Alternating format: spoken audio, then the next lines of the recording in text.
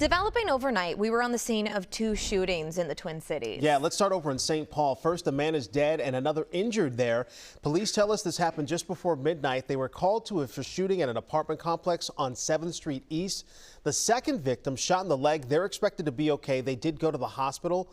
We understand the police right now are still working to get details on a suspect. Questions over the origins of COVID-19 could spell trouble for Dr. Anthony Fauci. CBS News' Jared Hell joins us now with why Fauci is facing a possible contempt of Congress vote next week. Jared, good morning. Good morning, AJ and Beret. Republicans laid into Dr. Fauci yesterday as he suggested the hearing was only happening to prove that he should be put behind bars. And that was pretty much the only thing he said, pleading the fifth multiple times. I respectfully decline to answer. Dr. Anthony Fauci now under fire for invoking the Fifth Amendment more than 100 times during a contentious Senate hearing. You're not a hero. Unfortunately, you're a villain. Republican Committee Chair Rand Paul subpoenaed Fauci to answer questions Wednesday on whether the COVID-19 pandemic developed in nature or in a lab in Wuhan, China, studying coronaviruses. You did not tell the American people the full story. Earlier this week, Senator Paul released the 85-year-old immunologist's private journal entries. The sole reason he is calling me before this committee is to get me to say something, anything, that could vindicate his repeated public pledges that I end up, in his words, quote, behind bars. Former President Joe Biden gave Fauci a preemptive pardon covering his government service until 2025. Nothing screams dishonesty than taking the Fifth Amendment when you're not even entitled to it. At one point, Paul kicked Fauci's lawyer out of the hearing. Committee Democrats accused Republicans of bias. This hearing is the culmination of a years-long crusade, which started more than 6 years ago when Dr. Fauci dared to contradict President Trump. Now Paul is accusing Fauci of obstruction of Congress. I think there is a very real chance that he could be prosecuted for that. He says the panel will vote next week. Right. It is a right. Now, even if the committee votes to hold Dr. Fauci in contempt of Congress, the resolution would have to pass the full Senate before being referred to the Department of Justice for any criminal prosecution. All right, Jared Hill live for us in New York with the latest. Jared, thank you. Quickly approaching 6:50 on this Thursday morning. Adam DeRosso, pretty nice sunrise on tap. But I'll tell you what, just looking at that calendar behind you, only 3 days below average. Yeah. Golly. It's been a hot one, and whenever you average the highs and lows together through these 29 days of July so far, that 79.1 average is enough to put us for the 5th warmest July on record in the Twin Cities, and I don't see many changes tomorrow or today for the last 2 days of the month. Now, there will be some variations. Today's still going to be hot. Tomorrow's going to be a little bit colder, but that 79.1 isn't going to change much. So we are going to end on a very warm note here for the month of July, which we've already had 2 weeks of this month at or above 90 degrees. We had our hottest day of the year, which was a 100-degree day on Monday. And we're expecting another 90-degree day here today. This morning, we're starting off in the 60s and 70s, 74 in the Twin Cities, a little bit cooler, 66 in Hinckley, 69 degrees in St. Cloud and Brainerd, 75 in Fargo. We do have some upper-level clouds streaming on in from some storms that are over in the Dakotas, and some of those will work on in, especially as we head into this afternoon and evening across western Minnesota. This activity across northwestern parts of the state around Kitson and Roseau counties, this is unrelated to that, but still some pockets where we're finding some heavy rain this morning. Nothing severe, not a whole bunch of lightning, just some much needed rain. We get to 90 in the Twin Cities for our high this afternoon, 85 in Glencoe, 85 in Wilmer. Notice Marshall and Worthington, some storm icons for us. Once we get toward the afternoon hours, you can kind of see that activity working in to southwestern Minnesota. We could have some isolated storms bubble up across northern parts of the state, but I think we stay dry around the Twin Cities until tonight. After midnight, you can kind of see this activity in southwestern Minnesota blossoms a little bit more. The heaviest rainfall in the Minnesota River Valley as you get from Wilmer and Marshall over toward Mankato, maybe even Rochester getting in on some of the heaviest rainfall. But notice that does eclipse the metro tomorrow morning for the commute, so we'll likely need the windshield wipers in the morning. But I think things dry up as we head toward the afternoon and evening with some much cooler air on the backside of that. Temperatures tomorrow in the Twin Cities only in the upper 70s. But in terms of rainfall in the southwestern part of the state, 2 to 4 inches, locally more in some spots. So this could lead to some isolated flooding, but look how nicely things quiet down for the weekend. Lots of sunshine, seasonable temperatures in the mid-80s before another chance for some much needed rain arrives next Tuesday. Guys? Well, Adam, as far as the weather is concerned for people making plans this weekend, you mentioned that 90 degrees today. Yeah. But what's in store for this weekend? What are you looking at? We might be able to do a top 10 weather day one of the days this weekend. I haven't looked closely, so I don't want to get anyone too excited. But at first glance, the weekend forecast is looking a lot better. We're not talking nearly as much heat, not nearly as much humidity. Yesterday, another day when we got up to 90 degrees or better. 91 was our high in the Twin Cities. We've now had 17 days this year up over 90 degrees. An average year has 13. And for the month of July, we've had 14 days alone at or above 90 degrees, which is not a record. The record for most in the month of July is 18, but still pretty impressive nonetheless. This morning, we're starting off in the 70s. We're at 73 in Deer River, thanks to our friend Carrie for that report. Gina and Otter Tail coming in at 74. That's also where we are in Champlin and New Hope. Stephen Ramsey showing 73 degrees with dew points right around 70. That's basically the basement for our temperatures, so that's why we're starting off so muggy with all of that moisture in the air.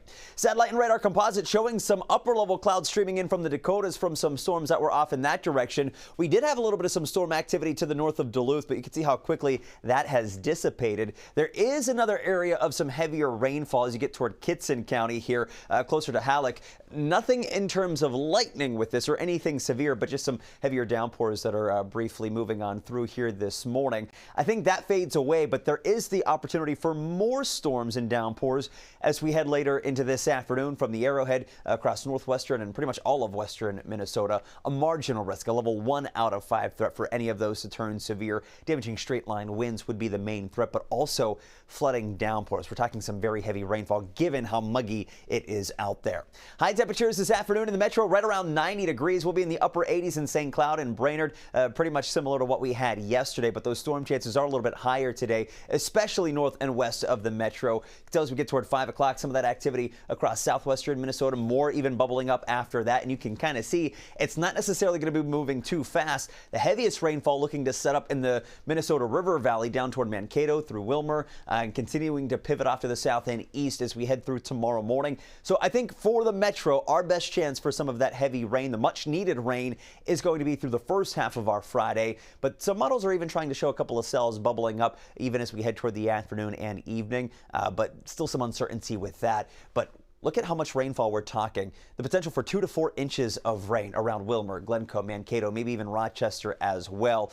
So it's going to be a much needed rainfall, but there could be some isolated spots where we're dealing with flooding. And then look at that weekend forecast, guys. Mid-80s, lots of sunshine. I know 86 might still seem warm, but compared to where we've been, I'll take it. We're back up close to 90 on Monday, but then another front brings some storms and some cooler air by the middle of next week. Hey, it's 4:15 and we are tracking everything you can go out and do for your weekend. Yeah, starting with another packed weekend of local community days. Yeah, let's start with Lake Lillian Fun Days, which actually started yesterday, but the big parade is Saturday. Or you can head down to Lanesboro for Buffalo Bill Days. Lots of live music all weekend. Street dance is taking place tomorrow and then fireworks Saturday night. And you can go to Little Canada for Canadian Days, which kick off with an ice cream social tonight. Oh, and wrestling, yeah, you heard ice cream and you were excited, Adam. Wrestling is taking over the Metro with WWE SummerSlam, Slam Takeover, and a fan superstore will be inside the Minneapolis Convention Center all weekend long. There will also be autographs and top rope jumps and lots of chances to meet some of your favorites. Shows are happening Saturday and Sunday and can be streamed on Netflix. There's going to be a lot of people. I know a lot of people who are coming into town for WWE. It's a huge deal. Yeah. I know people from work going. So it's going to be a lot of fun. Yeah, lots of fun. Well, let's move ahead to Saturday because we've got lots of options there as well. If you like food, music, and art. Oh my. Yeah, we got Panda Fest returning. I had a lot of friends, really a big fan of that one last year. It's going to be at the Mall of America North Lot. It starts Friday night, but Saturday is the day with the longest hours from 10 a.m. till 10 p.m. It's a long day. You can expect lots of food from all over Asia with more than 80 vendors. And organizers promise to have a broader range of budget-friendly eats. You can get tickets online now. That was a huge deal last year over by Mall of America. Also, plenty to do on Saturday. If you want music, you can head to Plymouth for Brews Eats Eats and Beats, that's at Mount Olivet Lutheran Church, or Nurse Fest at 56 Brewing in Minneapolis. That's a local music festival emceed by Nerdy. He's been on the show before. If You're Hungry, the Minneapolis Food Truck Festival, that's happening at Father Hennepin Bluff Park. We had them on the show yesterday, which is also along the Mississippi River and St. Anthony Main District. How about arts and small businesses? The Black Business Market and Summit at Saturday with more than 20 businesses, and the Powderhorn Art Fair that is also happening Saturday. We got a laundry list of stuff to do. Oh my gosh. I'm hungry already talking about the food trucks. I know, right? Hey, we're not done yet. We've got plenty more events on Sunday to tell you about. If you need something to do on Sunday, why not a county fair? Pine County has theirs in Pine City and Washington counties. It's over in Stillwater. There's also more chances for music on Sunday, from the Lakes Area Music Festival in Brainerd to the Vintage Band Festival in Northfield. I'm curious what vintage in terms of music we're talking about. How far we're back? See that? Yeah, that's a good question. I guess you got to go. Sunday, fun one in Shakopee. The Beagle races are happening over at Canterbury Park. So again, something for everyone. Oh yes, and of course we will dig into our favorites tomorrow morning when we share our picks for your weekend. And as always, this is just a partial list. So many events that we can't fit them all in on a news segment here. So we have a full list over on WCCO.com. Developing overnight, we were on the scene of 2 shootings in the Twin Cities. Yeah, let's start over in St. Paul. First, a man is dead and another injured there. Police tell us this happened just before midnight. They were called to for shooting at an apartment complex on 7th Street East. The second victim shot in the leg. They're expected to be okay. They did go to the hospital. We understand the police right now are still working to get details on a suspect. And here's a look at that second scene. This is over on Lake Street near the Marathon gas station. This is in Minneapolis. This is at Lake Street and 18th. According to the Minneapolis 911 dashboard, police called for a shooting just before midnight. We have reached out to Minneapolis PD. Again, we'll update you as we learn more. We should also point out that Minneapolis police have a new team dedicated to finding the suspects in non-deadly shootings. It's called the FAST program, and WCCO is getting a better look into how it works along with their progress so far. We're going to have that story in about half an hour. Cases dismissed. Federal judges have now dismissed at least 19 cases against Minnesotans accused of assaulting federal agents during Operation Metro Surge. And that includes one woman who is only speaking to WCCO. We have video from the morning of January 12th. This, of course, is during Operation Metro Surge. Christina Rank says she followed ICE agents onto the road. You can see those cars coming from the Concord Education Center in Inver Grove Heights, where she works. This is from the school's security camera. Now, Rank is in the white sedan there, and you see that she tries to turn left into the parking lot. The ICE SUV next to her, left from the right lane. The headlights, though, it makes it all a little difficult to see, but Rank says this is where the ICE vehicle hit her passenger side door. Now, that incident eventually leads to her arrest, which we also now have video of. And it's in this moment that the 25-year-old tells us she could not understand why this was happening. Court documents show Special Agent Richard Berger claimed Rank caused the collision, and that led to her assault charge. Rank's attorneys say security video and the officer body camera footage, it tells a different story. Questioning this charge, Judge Douglas Miko wrote, quote, "It is hard to imagine how blocking an entrance, standing alone, could be an assault." Earlier this month, federal prosecutors asked to drop the case, saying they no longer believed there was enough evidence to support the charge. It's very, very clear. Even the judge stated that what the agent said and what the video showed did not match up at all. And so right then and there I was like, yeah, it shows perfectly clear that I did not do what they said that I did. They ran into me. And Rank says the day she was arrested, she spent 11 hours detained at the Federal Whipple building. It's also the day she says agents took this photo of her. At the time, then Attorney General Pam Bondi posted the photo to her social media. It put a spotlight on Rank that she says led to death threats online. Now, Special Agent Berger has written affidavits in at least 22 cases, and similar cases during Operation Metro Surge, I should say, and judges have dismissed 11 of them so far. WCCO has reached out to Homeland Security and ICE for comment. We have not heard back. 6:05 is the time, and new this morning, another arrest. This is in connection to the killing of a teen in Brooklyn Park over the 4th of July weekend. Here was the scene on July 5th. This was just after 10:45 at night. That's when Brooklyn Park police responded to a report of a shooting at Hartkoff Park and found a 16-year-old boy who had been shot through in the head. Well, just last night, U.S. Marshal Service arrested a 17-year-old boy in Peoria, Illinois, in connection to that shooting. This is the second teen who has been arrested. The mayor of St. Paul is speaking up after accusations of sexual harassment. She says those texts were, quote, attempts at humor. Meanwhile, the city's chief of police attorney is calling it illegal conduct. In an April 1st letter, the St. Paul police chief, Axel Henry's attorney, told the city attorney that Mayor Cully Herr has, quote, engaged in illegal conduct towards city employees and that litigation is reasonably foreseeable. Included in that letter is a screenshot of a vulgar text message alongside a redacted image Henry's attorney says was photoshopped with the face of a St. Paul officer. Police Chief Axel Henry has not commented on the investigation. The city hired an outside firm to investigate those exchanges about 3 months ago. Former State House Majority Leader Ryan Winkler, a close ally of Mayor Herr, said Wednesday he thinks there's a reason the story is coming out now. The mayor can't speak in her own defense publicly without risking the investigation. So people have to recognize that this story came out not because the investigation was complete, but because it was in somebody's interest to release the information now.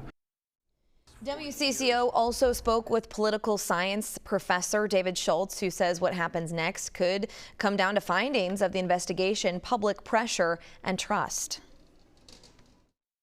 On the one hand, we're a state where several years ago, activity engaged by Al Franken before he was a U.S. Senator forced him out of office. On the other hand, we're living in an era where we have a president of the United States who has been basically... Here's a look at the 4 things you need to know for today. Let's start with that shooting up in Brooklyn Park. Number 1, another arrest in connection to that shooting. This took place over the 4th of July weekend. This was the scene July 5th at Hartkoff Park. This is where they found a 16-year-old boy who had been shot in the head. Well, just last night, U.S. Marshal Service arrested a 17-year-old boy in Peoria, Illinois, in connection with that shooting. Number 2, starting today, part of the Boundary Waters Canoe Area Wilderness will reopen for day and overnight camping. The U.S. Forest Service will allow entry into 41 points in the central and eastern parts of the wilderness. Campfires are allowed in metal fire rings in those areas. Wildfires have burned more than 64,000 acres up north. Number 3, the city of Minneapolis set to announce new events coming in the coming months. We're expecting to learn more about upcoming live music events, along with a new report focusing on how this summer's events help bring in local dollars to boost the economy. That's happening at noon. And number 4, 2 local ice cream shops are still in the battle to be named best in the country. We are live at Cup and Cone over in White Bear Lake. So Cup and Cone, along with Pump House Creamery in Minneapolis, have made it to the top 4. Voting ends today for this round. And get this, we could have a Minnesota showdown because these 2 shops are in different brackets. So you have until midnight to vote for round 4. Information on how to do that and how to vote is on our website, WCCO.com. We'll have to watch for these 2 and see who makes the finals tomorrow. We have experience with this summer heat right now. I know. I'm ready for fall weather, honestly. Hey, let's is that go. crazy I to say? kind of am too. Yeah. I hate to say it because I do love summer as well. Of course. And I do have to correct myself. Sunday Night Football's NBC, not Monday. Not Monday Night Football. I meant Sunday, but I still think they have some of the highest rating. Yeah. They do. So, hey, back to the forecast, though. Maybe not a highly rated forecast, given how hot and uncomfortable it has been. Yesterday, we got up to 91 degrees again.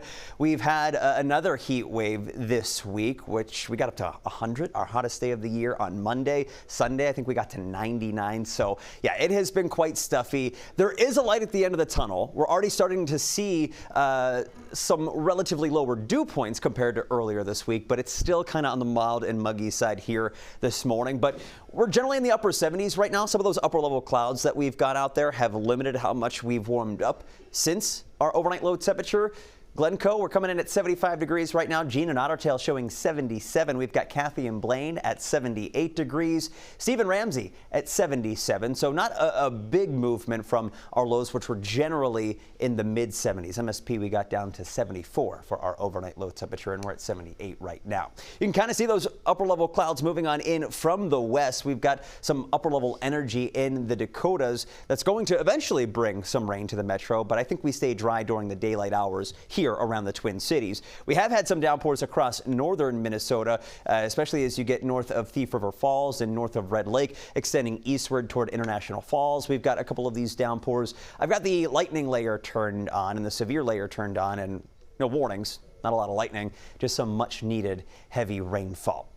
High temperatures this afternoon, back up near 90 in the Twin Cities, 88 in Hinckley, Alexandria. We're going to get up to 85 degrees. Once we get a little later into the afternoon, that's when we start to see some of the storms move into western Minnesota from the Dakotas. Here we go, 5 o'clock. You can kind of see a lot of that activity across southwestern Minnesota. We'll go a little bit later beyond that. Even across northern parts of the state, we could see additional scattered storm development. But the main show as we head into tonight is going to be across central and southern Minnesota. We get some of those rain showers to move into the Twin Cities metro while we're sleeping, 2, 3, 4 o'clock in the morning. But look across the Minnesota River Valley. Some of those oranges and reds, some heavy downpours expected overnight and into our early Friday morning before everything kind of exits across southeastern Minnesota as we head into our Friday afternoon. There is the potential for some additional isolated development later in the afternoon and evening tomorrow north of the Twin Cities, but there's some uncertainty and question marks with whether or not that comes to fruition.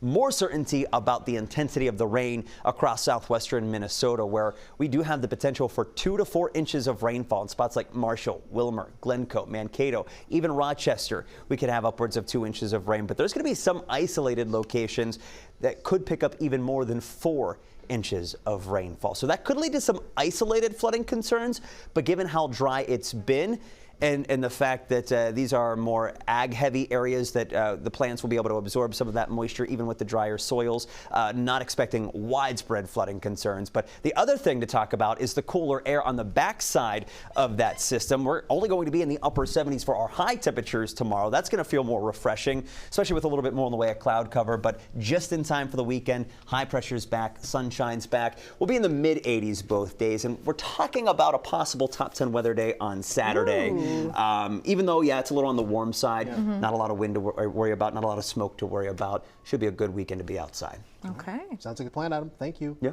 Hey, who has a healthier heart? Since we're talking sports stuff, a runner or is it a weightlifter? There's some new research that suggests the best path for reducing the risk of heart disease isn't one or the other. It's actually both. So joining us to discuss the research, Dr. Ian Hackett, cardiologist at Allina Health. Thanks so much for joining us this morning. Thank you for having me. Okay, so break down this study. What was the long-term implications, or what are the long-term factors you looked at in this study? Yeah, so we've known for quite a long time that cardiovascular exercise has been beneficial in reducing risk of heart disease. What has not been aggressively studied is looking at specifically strength training. So this study looked at over 100,000 women, which has historically been an underrepresented population in medical studies, specifically within the cardiovascular space, and adding strength training up to 2 hours a week in addition to aerobic exercise, and showed that we did reduce risk pretty significantly. So really highlights a recommendation we've been making. We've been always saying to my clinic patients, you should do strength training twice a week, but I think this really puts into perspective numbers. Yeah. So what did we learn? What are we taking away from this extensive research? Is 2 hours the golden, recommendation? Yeah, I start by saying some is better than none. Okay. The more you did, the lower your risk became. So even if you did above that 2 hours, your risk was further reduced. It's interesting, in this study, they actually looked at patients with more sedentary lifestyles. Okay. And so something as simple as watching TV sedentarily for less than 2 hours a day reduces your risk, even if you don't lift a weight, even if you don't run on the treadmill. So it just goes to show it doesn't take much to reduce your risk. You know, I'm sure, Doctor, a lot of people are watching right now saying, I don't even know how to start. I don't even know where to begin. What is a good jumping off point? Where should people begin? It should be very simple. I think starting simply with body weight exercises. You know, resistance training, a lot of people hear that, they think I need to go start powerlifting. That's not what we're trying to convey here. Push-ups, squats that using body weights, planks, things, lunges, for example. And I love the fact, too, these are things that you don't necessarily have to have equipment to use. These things you just do at home on your own. 100%. Yeah, this should be approachable for the average person because, again, any movement is better than none. If it's something that you try, you really enjoy it, obviously you can progress that at the consultation of your physician, adding in weights. Resistance bands are another great way to get some of that resistance exercise in as well. One thing that I've heard time and time again is it's never too late to start. Would you agree with that sentiment? I would agree, yeah. This followed patients for 15 years. So quite a long-term study, and the risk reduction persisted over that time frame. So absolutely never too late. Are you surprised to hear, because it feels like this stigma, like everyone, you should be running. You should be running, running. I don't think a lot of times people incorporate both in here. What's it going to take to get that? Because I know this study is helping to kind of reverse that stigma. What else is it going to take to kind of reverse that stigma, in your opinion? Yeah, I think it's a good question. I think, a lot of us are pressed for time. That's a big part of it, yeah. So I think a lot of exercise classes, for example, combine two of them, strength and high-intensity interval training or cardiovascular exercise. I think, gone are the days where we say if you just run and do nothing else, you're in good shape. Certainly there's a risk reduction with that, but adding in this resistance training, we've known in other aspects of healthcare, like bone strength and frailty prevention, this has really been a staple. So it's nice to see this coming in the cardiovascular world. Really important conversation. Thank Dr. you. Hackett, thanks so much for joining us this morning. Thank you. We actually going to get started with Shayla Reeves sharing her pick from Running Aces up in Columbus. Shayla, good morning. Hey, good morning to you guys. If you are a fan of horse racing, this is your weekend. We are here to tell you a little bit about an exciting event. It's returning now since 2017. We're talking about the Dan Patch Night. Exciting time here for harness racing. So, Aaron, you've been here for all 19 years here at Running Aces. So tell us what we can expect this weekend for folks who have not experienced Dan Patch Night. Yeah, well, if you haven't been to the races, it is a very quick card. So we're going to have 12 races this Sunday. It is free admission to come, very family friendly. And in between the races, there's only about 15 minutes. And in between races, there's always horses on the track. So there's something always visually for kids to see and families to participate in.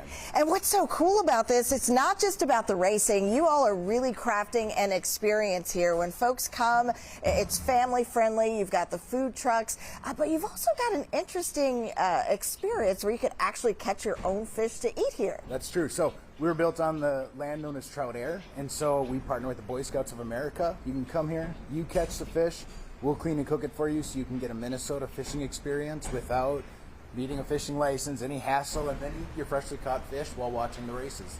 That is incredible. In addition to that, of course, with Dan Patch Night, you've got a puzzle giveaway, you've got a special visit from Hoofbeat Therapeutic Healing Center, and of course, this is a $50,000 purse here. Yeah, this is one of our big races of the year, and it's really pay homage to Dan Patch, and then to give some of the best horses around a chance to compete for some good race money. And for those who don't know, Dan Patch was a legend in his day. He was one of the biggest athletes of our time in the early 1900s. All right, and celebrating him here, also going for that purse, we've got Luke Plano here. Who's joining you on the track? This is Alto Revelry. He's the horse we have in the Dan Patch this year. He's a really nice horse. We look forward to racing him in there. Oh, wonderful. And what do you enjoy the most about being a part of this race? It's just exciting, It's just I've driven in the race quite a bit. I've driven some nice horses, but this is the first time I've had one of my own in there that I had in my stable. So that's really exciting. I said he's a horse that was sent to me from a friend of mine from Ohio, and he's been nothing short of spectacular since he's been here.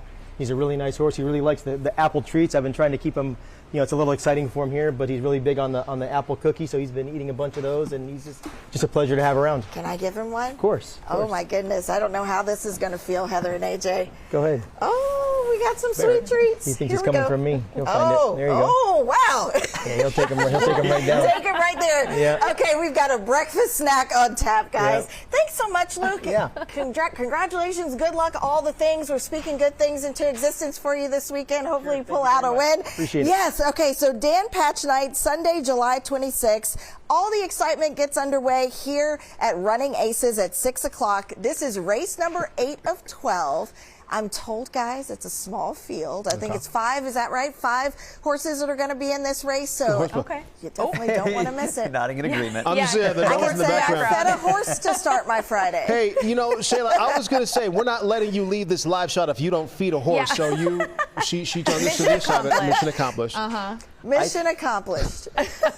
I too am food motivated. Yeah. So that would get me going on a Friday morning as well. A little treat. Let me get it out of your hand, though, Shayla. Don't worry. Shayla Reeves live for us in Columbus. Shayla, thank you. Thanks, Good guys. stuff. We want to start with our Shayla Reeves. She's sharing her pick from Running Aces in Columbus. Oh, Shayla's laughing, which means well, there were horses in her last shot. When you checked in with her before. Shayla, what are you doing now? So, guys, they were trying to ask me, would you put a helmet on? What kind of helmet would you wear? So, I don't know. We'll see. Can this fit for me? Let's give it a shot. I feel like this has been worn by champions, Aaron. I think it has.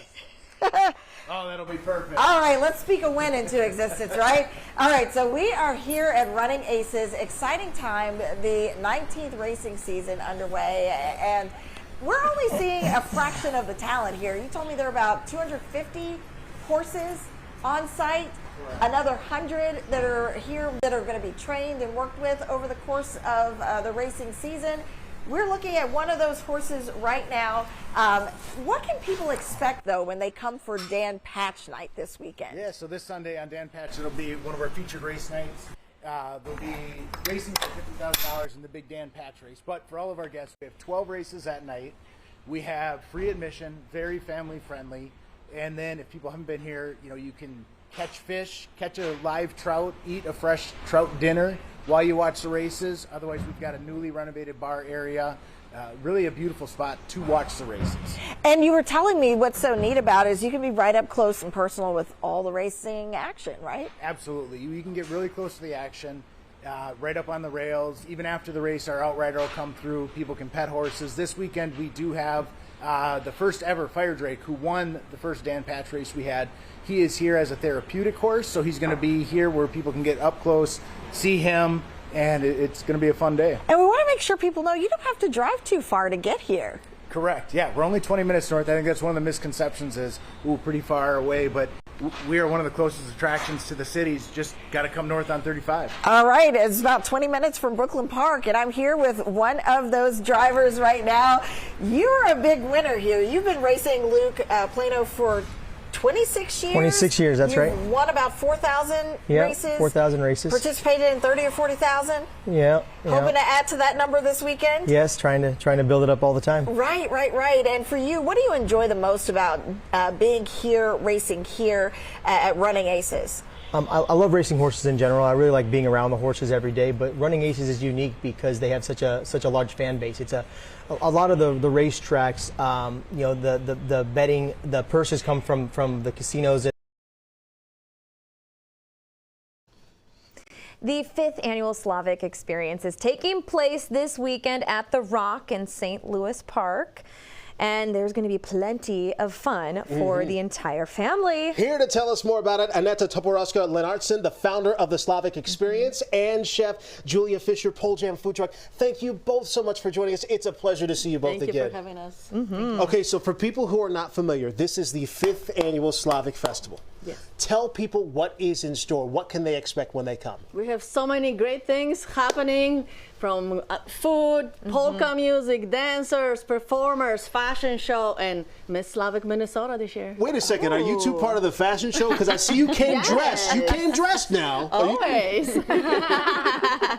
I love it. Yes. So you are, okay, so beyond the fashion show, you also have a pierogi eating contest. I'm excited about this one. Pączki one, donut eating contest. Oh, yes, okay. So we have to correct that one. Okay, yes. but there's a pierogi competition. Yes, best pierogi competition. So people bring their pierogi, and we have judges, celebrity judges, and they choose the greatest, like the world's greatest pierogi maker. Yeah. Okay, Chef, we have to talk about this food because you were talking about some of this cuisine here. Walk us through what you brought this morning. Well, we have lots of pierogis.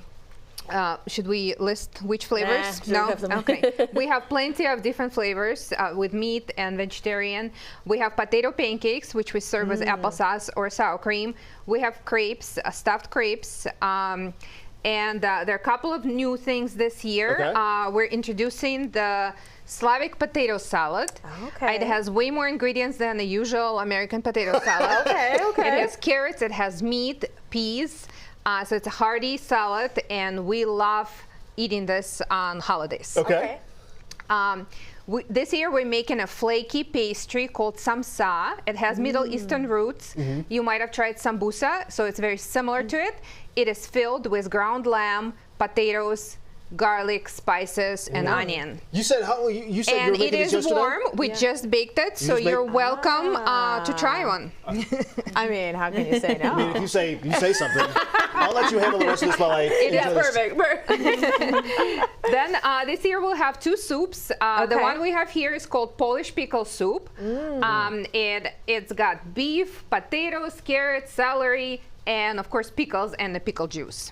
Oh, this is Annetta's favorite, and this is how we met. She tried my pickle soup, and that was it. That was the beginning of friendship. Yeah. Love that first pickle soup. Yep. Okay, so give people the details, as I'm talking with my mouth full, give people the details as far as when people can show up and where they need to go. Yes, The Rock St. Louis Park is 3700 Monterey Drive, Saturday from noon to 10, and Sunday from noon to 8. Fabulous. Awesome. Yes. Where can you find tickets? We don't have tickets. It's a free event. So amazing. SlavicExperience.com website has all the contest sign-ups and all the information, the lineup and everything. And we are so excited. Fabulous. Thank you both so much. We appreciate it. The 5th annual Slavic Experience, again, takes place The Rock St. Louis this Saturday and Sunday, St. Louis Park. We will include a link with all this information when we post it on our website. I believe August is on Saturday. Thanks, Adam.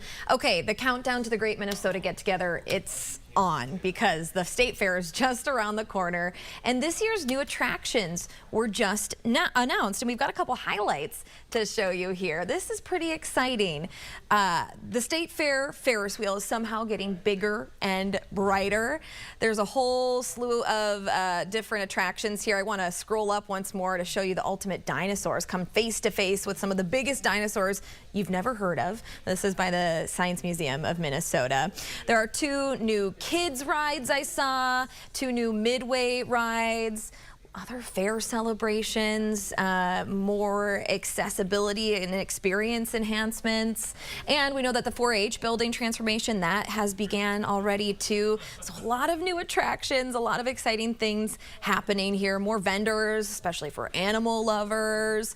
And we are counting down the days until the Great Minnesota Get-Together, because if my math is correct, we are 28 days from the State Fair starting. And we've got a load of events to tell you about happening in Minneapolis. Let's take you there. We have different events set to be announced from the city today. That's happening at noon, and these events are coming in the next few months here. We're expecting to learn more about live music events, along with a new report focusing how this summer's events helped bring in local dollars to boost the economy. Again, that's happening at noon. And happening at Smash Park in Roseville. You don't want to miss this. A Dachshund Derby. Watch these speedy sausages compete in races on pickleball courts. That's happening tonight at 6:30. Plus, over in Shakopee at the Mystic Lake Amphitheater, Chris Stapleton performs tonight under the lights. He had his first set out there last night. Tickets are still available on resale market. Cheapest are about a couple $100. Tomorrow night, Mumford & Sons will perform there. And it's your chance to see hockey's most coveted trophy in person right here in Minnesota. Of course, we're talking about the Stanley Cup, and that will be in Eden Prairie today. Actually, right now, while the Wild might not be NHL champions, a Minnesotan did get to hoist the cup this year. That's Jackson Blake, an Eden Prairie native who helped the Carolina Hurricanes defeat the Vegas Golden Knights. And of course, this is a long-standing tradition. Each team member gets a day with the cup. So Blake is choosing to spend it in his hometown at the Eden Prairie Community Center rink. The cup is there now through noon, so you got a couple hours yet to check it out. Let's check in with Mike Max for a look at what's coming up in sports today.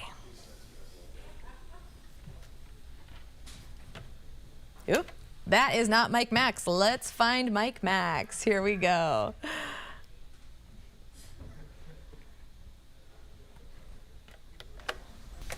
Thanks, Maxie. Still to come, is your garden under attack? Bachman's is showing us how to deal with pests and critters. And then the heat isn't just tough on us, it's harming lakes. Warm water temperatures are killing fish at record numbers. The steps guides are taking to stay in business.